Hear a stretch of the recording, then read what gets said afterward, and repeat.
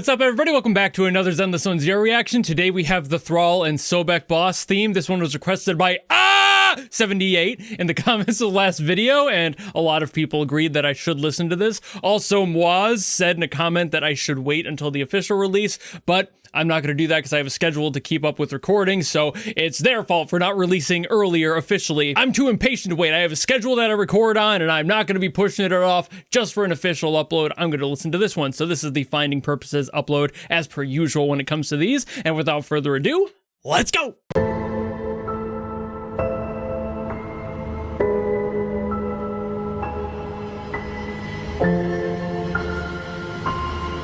I'm loving the spooky atmosphere. Building up the tension.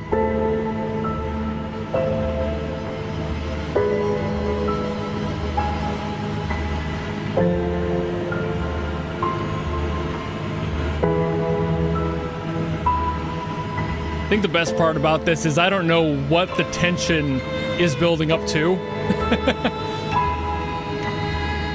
So I'm really in the dark with this.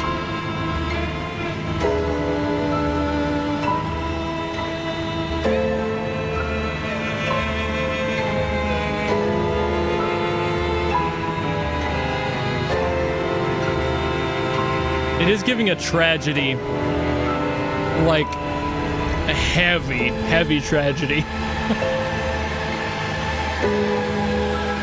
There's something like inherently sad with this theme, and that's got to reflect with the character, which is always a bummer for a boss. Just because usually that means the boss doesn't necessarily want to be doing this. Maybe I'm wrong?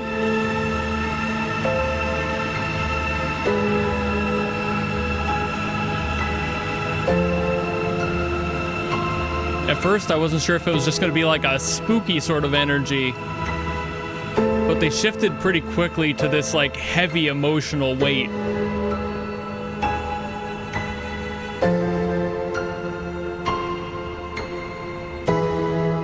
Like, it feels like you're beating up a dog right now. Okay, see, there's like an insane shift.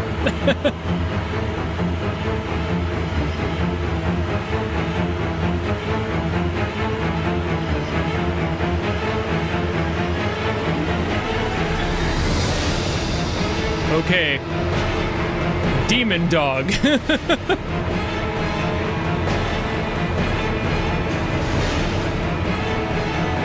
Oh, it flies now. Oh, sick.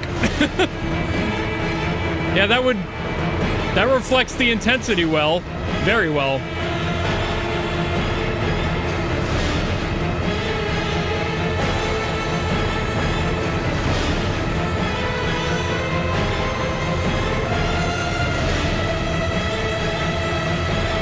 I'm surprised at how reserved it is for a boss theme. Like, all things considered, it's... And there's that motif again. So it's still a little bit tragic. It's not like it's completely thrown the emotion out the window. It's just more intense now.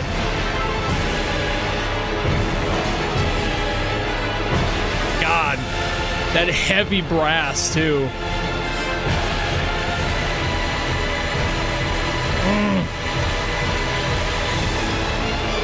I love it when you can hear the buzz of the brass section under everything else.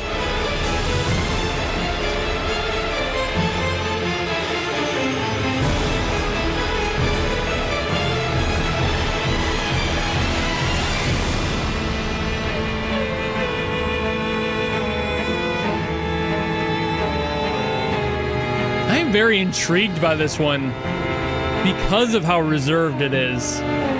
This isn't normal for their boss themes.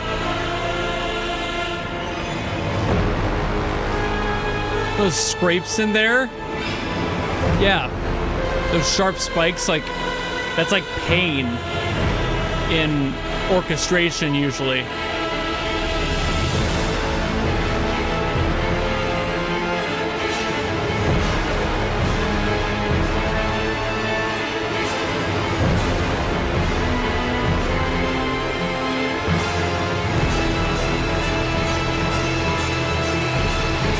absolutely no EDM.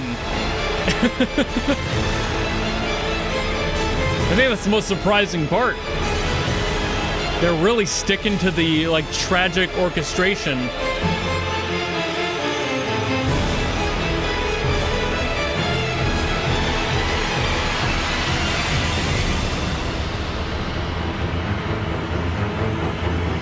I mean, it still has time, I suppose, but...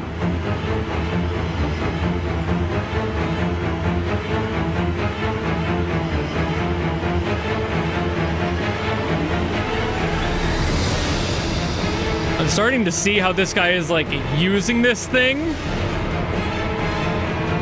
And I'm getting, like, increasingly uncomfortable. Like, the dude on this creature's back seems to be, like, just abusing this thing. And that might be why it feels so sad.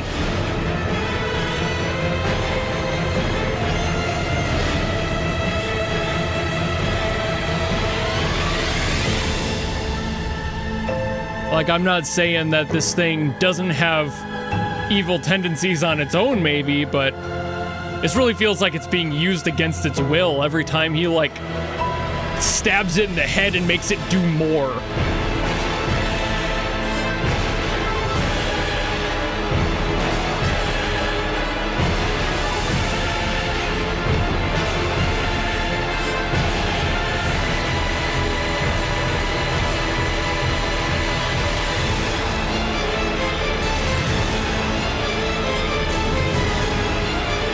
Brother? Okay, sorry, I learned some lore here. Spoilers!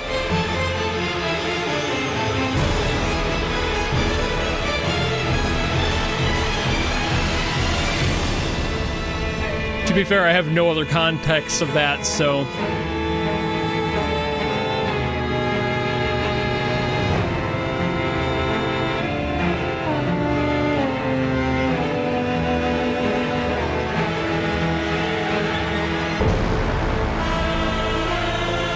Jesus Christ.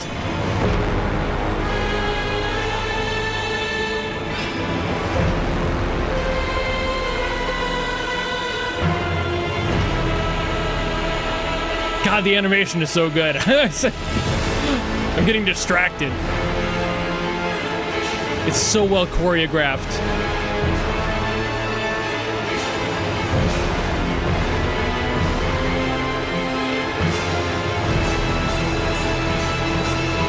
Oh. The growing intensity of this theme matching really well with the cuts here. Okay, she's a god now.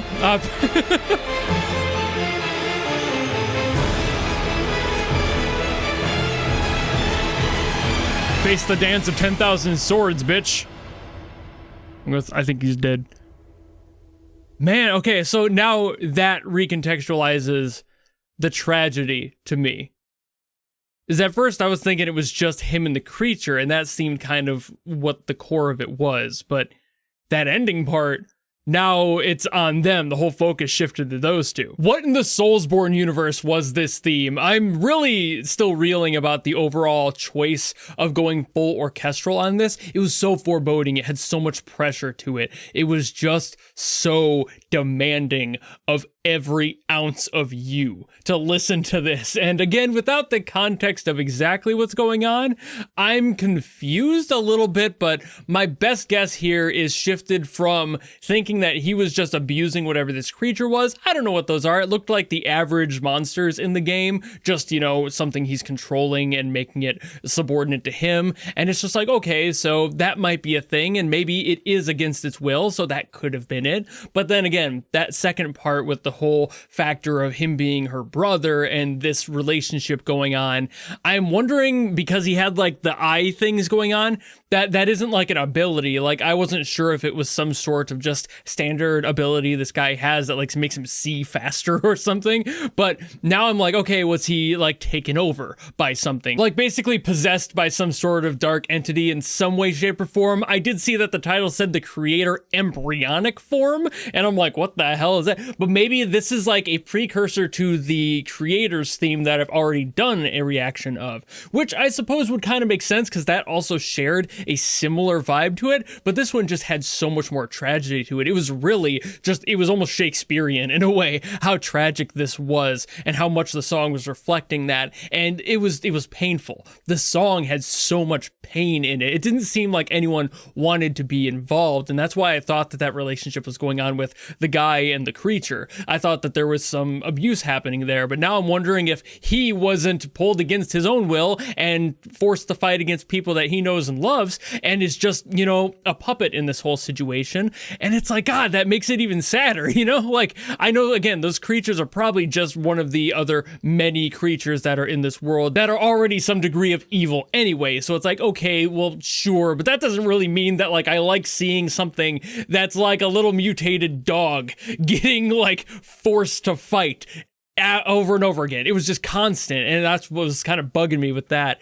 But at the same time, it's much more tragic to reflect on it as, what if this guy doesn't want to be doing this and he's basically just being forced to, which is, again, much worse. And the song is very reflective of that, this emotional pressure and everything, the intensity of it. There are high stakes in this. It's also very reminiscent of like Duel of the Fates from Star Wars, just that intensity, that constant unknowing who's going to win. The whole song is kind of battling against other parts of the track. That's why I was loving that like low end brass section, because that always adds a good amount of heft to the whole song. But everything that was happening on the top was trading off between like the woodwinds and like the violins and string section. So there was this constant battle between all of the high end stuff while all of the brass was creating this floor that they were fighting upon. And it's just like, God, you never know which of those two is going to be the victor here. You know, is it going to be the strings? Is it going to be the woodwinds? Which one's the stronger side? They both have plenty of instruments in their arsenal,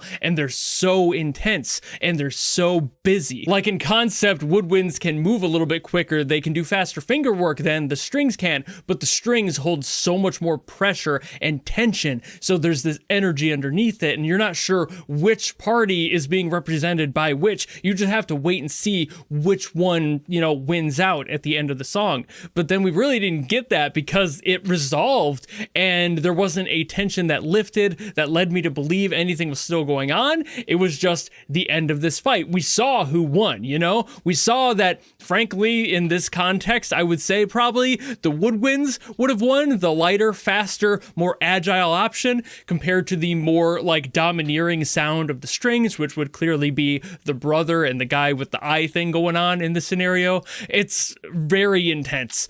And like all of them being stuck inside that like energy, like vortex whirlwind, and being protected by that bigger dude whose name escapes me. I literally just did his theme a few weeks ago, but you know the one. And he's just, oh man, it's just seeing that and seeing him like put his life on the line to protect the other person in that sphere. It's just, it's so good. I usually don't need the context for these sorts of things to be able to understand a lot of this, and I feel like 90% of this I would have figured out without the visuals. The only thing that gave me a shift was seeing the characters involved and at what times during the fight. Other than that, I was getting all of these other vibes from it anyway, so they did an amazing job there with the great orchestration of this. Full-bodied. It was so full. They didn't leave a damn instrument out for this one. The whole orchestra had a part and they played it phenomenally well. I'm sure that this was probably just programmed. I'm not expecting them to go out and record it with an actual orchestra, but maybe they did. You know, there were some things in here where if it wasn't recorded, they did a very good job at mimicking that feeling, which is something that I like to bring up whenever